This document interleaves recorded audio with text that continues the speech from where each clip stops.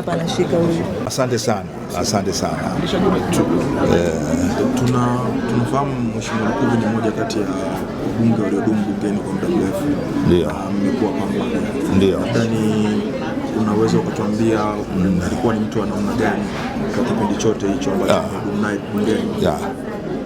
Mheshimiwa William Vangimembe Lukuvi, ambaye mpaka Mwenyezi Mungu anampa rehema, alikuwa waziri wa nchi, ofisi ya waziri mkuu, sera, bunge na uratibu. Wangu mimi hakuwa mbunge mwenzangu tu, bali alikuwa ndugu, rafiki, mshauri, mjomba. Na hata juzi ambapo tunaona mara ya mwisho juzi jioni, daima lugha yetu ilikuwa mjomba. Yeye alinitangulia katika siasa kwa miaka mingi sana. Mimi nimeingia siasa miaka si mingi, lakini hata kabla ya kuingia kwenye siasa nilikuwa nakuja mara nyingi sana bungeni kutoa mihadhara, kushiriki katika makongamano, na mara zote alikuwa ni mtu wa msaada mkubwa sana kwangu.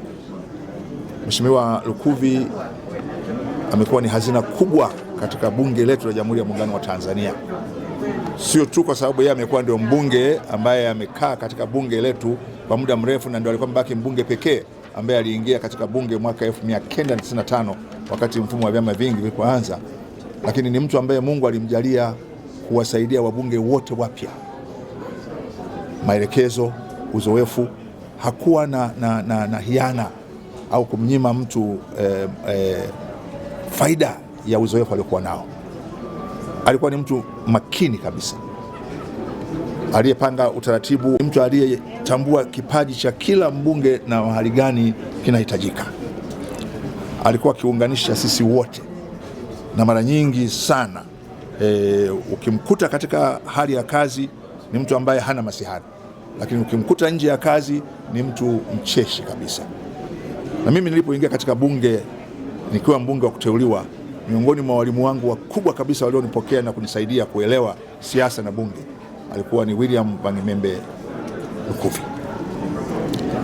Na baadaye nilipoteuliwa kuwa waziri wa katiba na sheria, baadaye waziri wa mambo ya nje, tena waziri wa katiba na sheria, baadaye mshauri wa rais, tena kwa waziri wa katiba na sheria, waziri wa habari, utamaduni, sanaa na michezo, tena waziri wa habari, utamaduni, sanaa na michezo, na baadaye sasa kuwa waziri wa nchi, ofisi ya rais, kazi maalum.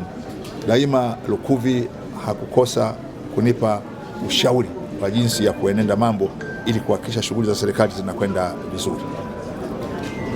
Na amefanya hivyo sio kwangu tu, kwa watu wengine. Lakini jingine ambalo niliseme leo, Lukuvi Mungu alimjalia moyo wa kupenda watu wengine pia waishi maisha mazuri.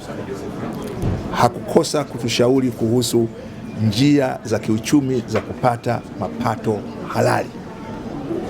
Mimi mara baada ya kuingia bungeni, kitu ambacho Lukuvi alinishika